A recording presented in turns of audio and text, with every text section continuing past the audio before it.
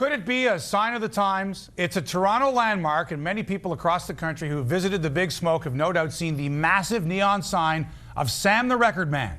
Well, enjoy the view while you can, because come the end of June, the lights will dim and Sam the Record Man will close up shop on Yonge Street. It has stood at that location for 70 years, and in its heyday, there were more than 100 Sam the Record Man stores across the country. Now, there will be just 2 independent Sam the Record Mans in Canada. Owners Jason and Bobby Snyderman blame music downloading for the closure.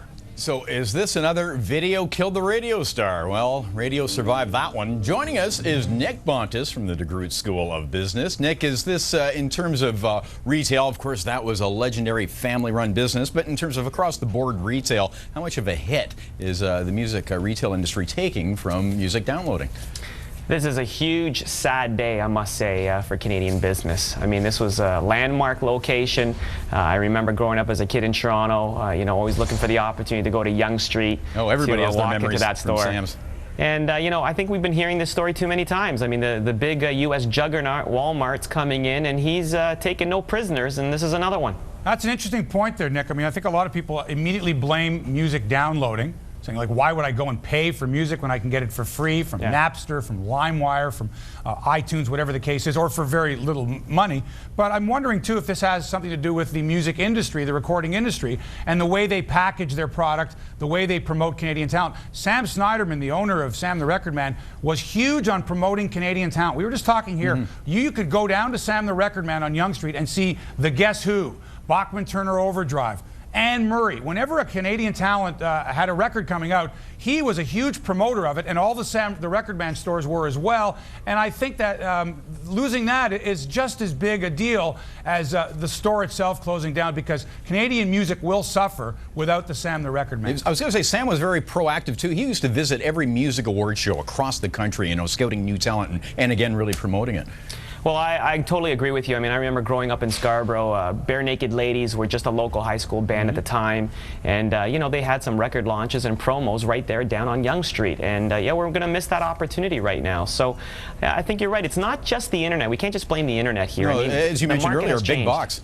Yeah, the market has changed. I mean, you got to think back to, 30, 40 years ago. Vinyl records back then, I mean, the margin has just changed significantly. Vinyl records used to cost maybe about $2 to make. We used to pay $5 for them back then. Today, CDs cost 25 cents to make. We pay 25 bucks for them.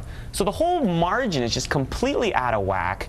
Distributors now and transporters are getting a huge pile of the money, and that's just not going to be in the cards for a very long period of time. So we're going to see that go away. It's not like we're going to see costs come down. That technology will just go. Yeah, I mean, and that's what you see now. I mean, there was so much down pressure on the retail price because that distribution margin should no longer cost as much, that the Walmarts of the world were coming in and putting negative price pressures. But how's the business doing? I mean, is music downloading and big box to blame, as you mentioned, as well? But I mean, are people buying as much music now as they were? Have they lost some market share?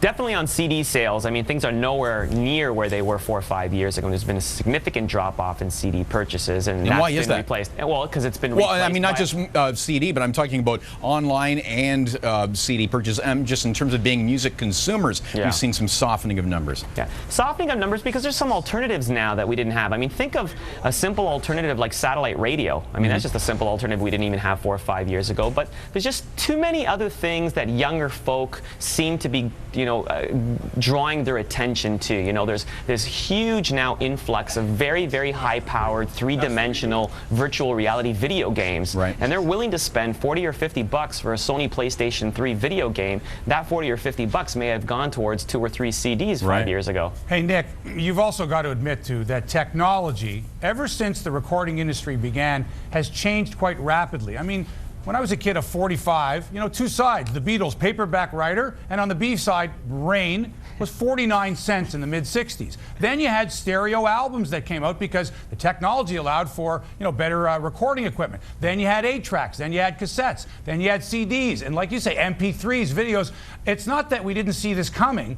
Is there any way that a Sam the Record Man or any of these music stores could have survived this this onslaught of technology? I don't think the specialty shops really had a chance, especially in the downtown market like Yonge Street. There's a reason, I believe, why the Sam the Record Man is surviving in Belleville and Sarnia, because that you can tie into the local community. You can just walk down the street. They probably know the store owner. They probably know the store manager and the retail clerks. They're best friends, and there's something fun about flipping through the aisles and looking at all the CDs. When you come into a marketplace like Toronto, and many of the people who are on Yonge Street are tourists anyway, most Torontonians are living in the suburbs or in the 905. They're going to go to the big box stores. They're going to go to the Walmart supercenters and the Costco's, and those places, I mean, they just have absolutely zero margin on those CDs. So where Sam the Record Man may have been selling a CD for $15.99, Walmart was selling it for $12. So they're just treating this as a loss leader. Yeah, exactly. They were using those CDs just to bring them in the store. What about in the States? I know Tower Records is huge there. Sam Goody.